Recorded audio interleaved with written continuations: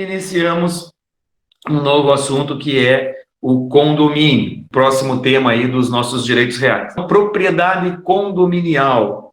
O que é a propriedade condominial? É uma forma de se ter essa propriedade, de se ser dono de alguma coisa. Só que você não é dono exclusivo, único, singular. Essa propriedade ela é compartilhada com outras pessoas. O nosso sistema jurídico, ele permite que duas pessoas sejam titulares do mesmo direito. Uma conta, né, ela pode ter dois devedores, que daí seriam dois titulares da mesma obrigação, ou pode ter dois credores, que são sujeitos que detêm o mesmo direito sobre a mesma coisa. Um crédito dividido entre duas pessoas têm o direito de receber o crédito ou parte desse crédito. Da mesma forma, então, que o nosso ordenamento permite que o mesmo direito seja exercido por duas pessoas, como a propriedade é um direito, ela também pode ser exercida por duas ou mais pessoas. Duas ou mais pessoas podem, sim, exercer a propriedade de um mesmo bem, seja ele móvel ou seja ele imóvel. Definindo o condomínio, né? O que é o condomínio? O condomínio é o direito de propriedade exercido por duas ou mais pessoas. Não é por uma ou mais, né? É por duas ou mais. O mínimo tem que ser duas, ou seja, é uma copropriedade, uma propriedade compartilhada, tá? Então, isso é o condomínio, que gera, né, direitos para todos os proprietários, na medida do quê? Da proporção que cada um tem na participação desse condomínio, desse direito de propriedade. Ele pode ser idêntico para todos, né? Todos ter a mesma fração, a mesma cota parte, ou pode ser dividido de forma diferente. A Thaís está perguntando, a Thaís Pacheco está perguntando, é o caso de financiamento de imóvel, pois determinados financiamentos informam a renda da família, necessária para adquirir o bem. Sim, Thaís. Se você necessita, você vai financiar um imóvel e você necessita dos demais familiares para compor a renda para o financiamento, para a aquisição, significa que essas pessoas estão adquirindo o imóvel em condomínio, né? Em condomínio. Os dois fazem um condomínio, os dois, ou três, ou quatro, para a aquisição do imóvel, né? Esse exemplo aqui, ele vai gerar a aquisição em condomínio.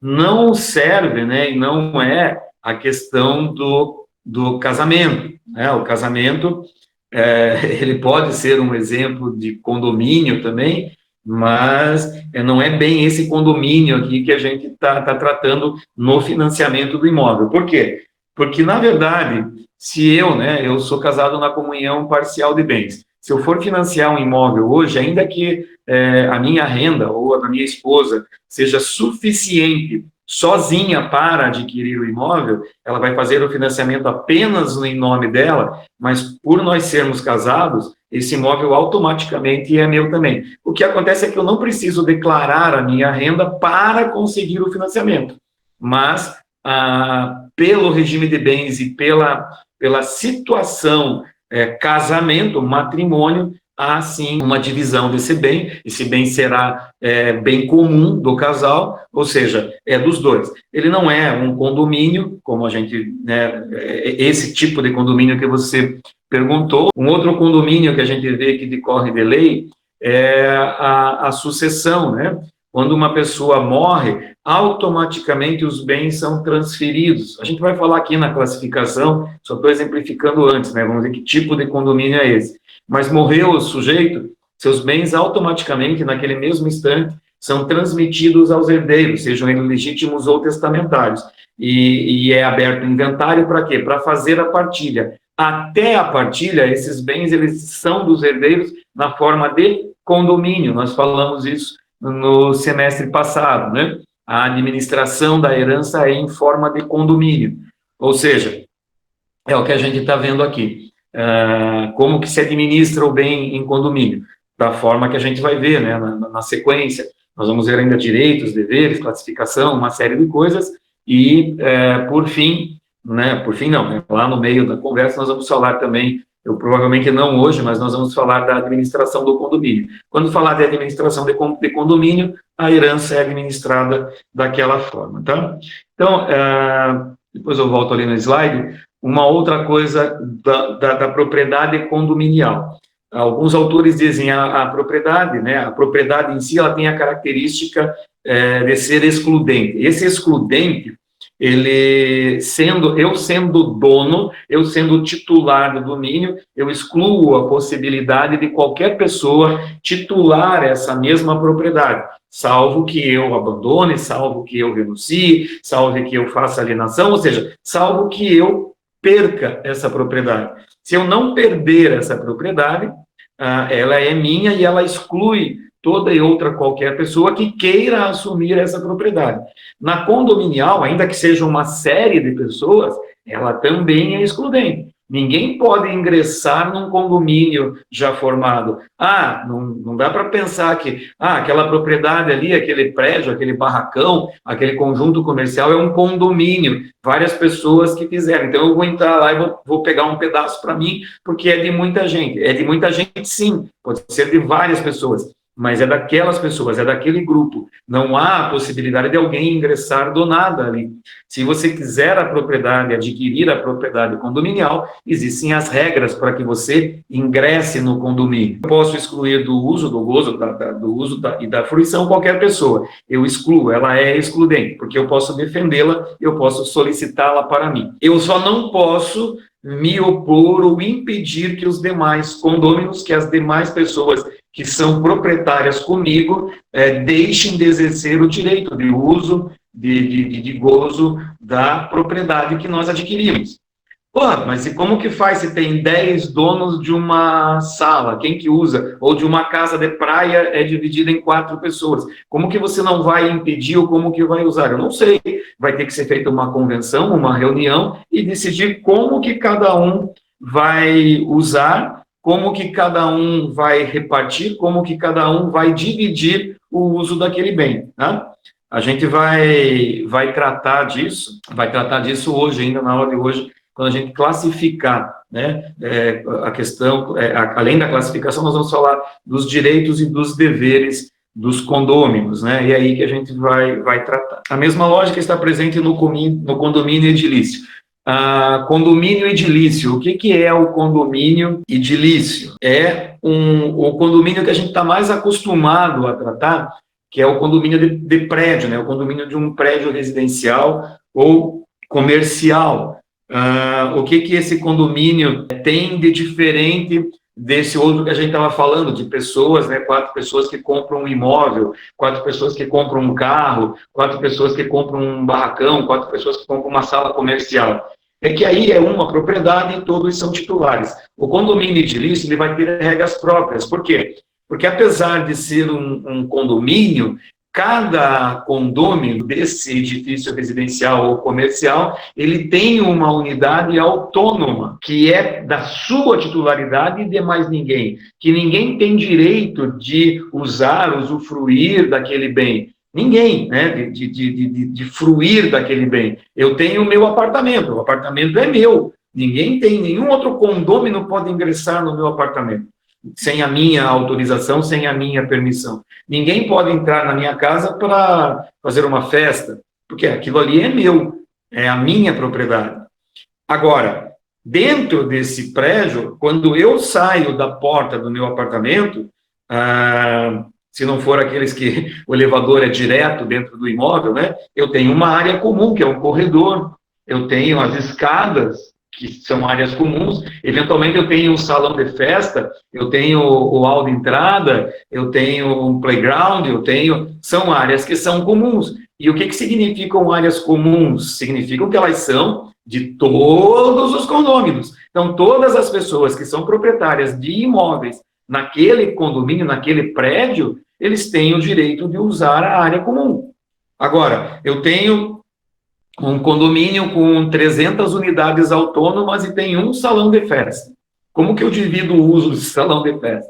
Se cada um for usar um dia no ano, basicamente já foi o ano. O ano tem 365 dias, tem 300 unidades, né? Então não dá para você ficar usando, eu não posso usar a semana inteira, existem outras pessoas que vão querer usar. Então, aí para regular essa situação de uso das áreas comuns, que é onde realmente o condomínio opera, eu preciso de uma convenção e eu preciso de regras. Os condomínios edilícios, eles vão ter regras próprias, porque eles são um tipo especial de formação de condomínio. Uma outra coisa que é condomínio, quem investe, vai no banco e tem aquelas carteiras de investimento, eles chamam de fundos de investimento.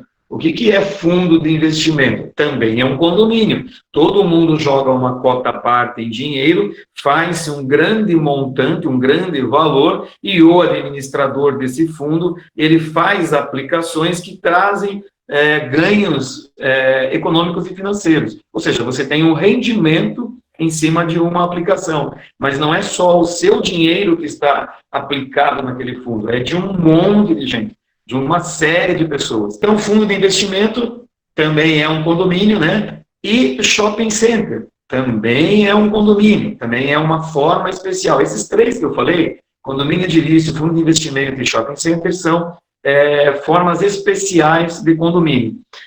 Os shopping centers, né, o shopping center em si, ele não é uma... É que vocês não viram direito empresarial ainda. Ele não é uma sociedade empresária, mas há sim uma exploração de atividade econômica. Bem de família pode ser considerado condomínio, certo? Thaís Pacheco. Bem de família pode ser considerado condomínio, certo? E para eu utilizar, eu desenvolvo uma convenção com regras até que eu consiga um lugar para morar, correto? Bom, Thaís, vamos lembrar o que é bem de família. O bem de família é um bem, né, não sei se vocês lembram, é aquele bem que é deslocado para uma proteção especial com relação a pagamento de obrigações, execução de título, por exemplo. Ele é impenhorável em grande parte das dívidas cíveis. O que acontece? Quando eu separo um bem de família, é o bem de família voluntário, vamos dizer assim, né? Eu tenho o bem de família, o bem de família voluntário. Lembra? O que é bem de família voluntário? É aquele que eu inscrevo, que eu escolho como bem de família. Ou seja, eu vou no cartório, faço vou no tabelião, né? Faço um documento público, uma declaração pública, levo ao registro de imóveis e lá eu registro aquele bem como bem de família.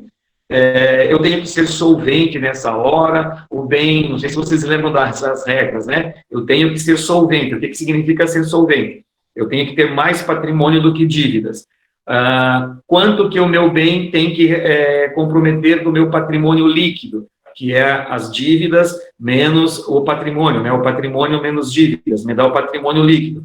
Não pode comprometer mais de 1/3. Então, se eu tenho 1 milhão de patrimônio líquido, eu posso comprometer até 1/3, 333, 3333. Tá? Então, se o meu bem vale 250 mil, eu posso inscrevê-lo como bem de família e garantir uma proteção. O bem de família não é assim que eu estabeleço regras de uso até que eu use um lugar para morar. Eu não entendi muito o que você quis dizer com isso. Mas o bem de família está ali, ele é impenhorável. Enquanto a família durar, e o que é enquanto a família perdurar?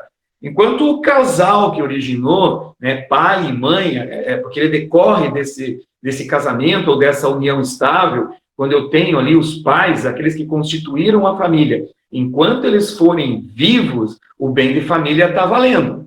Quando eles morrem, se não tiver mais filhos incapazes, ele deixa de ser bem de família. A não ser que um dos herdeiros, né, que venha a receber em partilha o bem, nomeie para a sua família que aquele imóvel será bem de família. Ele permanece e continua, mas aí é para uma outra família, e não para a mesma família. Aquela família, ela deixa de existir, né, pela dissolução do casamento. Então, quando eles morrem, mesmo pelo divórcio, né, se um deles permanecer e junto os filhos estiverem ali, mesmo pelo divórcio, o bem de família permanece. Ele ainda pode continuar sendo bem de família. Esse é o constituído, que dá mais regras, né? Que ele tem um regramento diferenciado porque ele é instituído. Mas eu também tenho aquele bem de família legal, né? Não o voluntário, mas o legal, que decorre da lei. Qual é o bem de família legal? É a casa que eu resido, que é onde eu estou residindo com a minha família. Desde que ele seja o único bem imóvel, aquele é o bem de família. Aí eu tenho as regras, quando eu tenho mais de um bem imóvel, né? Ele recai sobre o de menor valor, se não for instituído outro, tá? Então, bem de família é isso. Ele não forma um condomínio, tá? Não forma um condomínio. O que forma um condomínio, não sei se foi isso que você quis dizer, é o uso daquele bem de herança. O bem da herança forma um condomínio. E eu posso ficar utilizando esse bem até que seja feita a partilha, até que eu tenha um lugar para morar. Porque se eu tenho um bem de família designado, eu não tenho que procurar outro lugar para morar. O meu lugar de morar é ali. O casal que instituiu o bem de família, ele vai ficar residindo ali se ele quiser. Ele só sai com o seu desejo. Lembrando que o bem de família, né, o instituído ou legal, você não necessita estar morando, residindo nele também, ok? Não sei se eu expliquei se era essa a sua dúvida. Então, nós vimos ali o condomínio normal, né? Eu falei para vocês daquele condomínio que pessoas compram um carro, 3 pessoas juntam dinheiro e compram um carro. Compraram o carro em condomínio, o carro é dos 3. 3 pessoas se juntam e compram uma sala comercial, compraram em condomínio, a sala é dos 3. 3 pessoas compram um barracão, é dos 3, né? Eles sendo os donos, os proprietários, eles têm o direito de defender essa propriedade, eles têm direito de se opor a terceiros que queiram tirar, eles podem, qualquer um isoladamente, ou os 3 em conjunto, eles podem fazer tudo como se fossem donos. Eles só não podem opor o uso, né, e o gozo, a fruição, aos demais condôminos, ou seja, são em 3, nenhum dos 3 pode dizer, olha, você não pode usar, ou você não vai usar, ou você não pode pegar os frutos. Isso não permito, não deixo que você pegue. Isso aí eles não podem fazer apenas pela vontade única de um. É possível alguém não receber frutos de um condomínio? Até porque existe uma convenção. Feita a convenção e estipulando, né, que a maioria concorde, né, e com a anuência do próprio que vai deixar de receber, que está abrindo mão, ele pode dizer, não, eu abro mão dos meus frutos, eu não quero receber os frutos, um barracão que 3 pessoas compraram e alugaram, agora tenho dinheiro do aluguel. Eu digo, olha, eu não estou precisando de dinheiro nesse momento, estou abrindo mão dos frutos por um ano. Isso é convencionado e é perfeitamente possível. Mas, via de regra, não é permitido que eles digam para mim, olha, nós não vamos pagar a tua parte neste mês, porque eu sei que você ganhou bem lá no teu salário, né, ou teve uma causa boa, entrou muito dinheiro no teu escritório, então você vai ficar de fora da repartição dos frutos. Eles não podem fazer isso. Nem muito menos eu, né, ir lá receber e dizer, olha, esse mês eu estou sem dinheiro, não vou pagar a vocês, ok?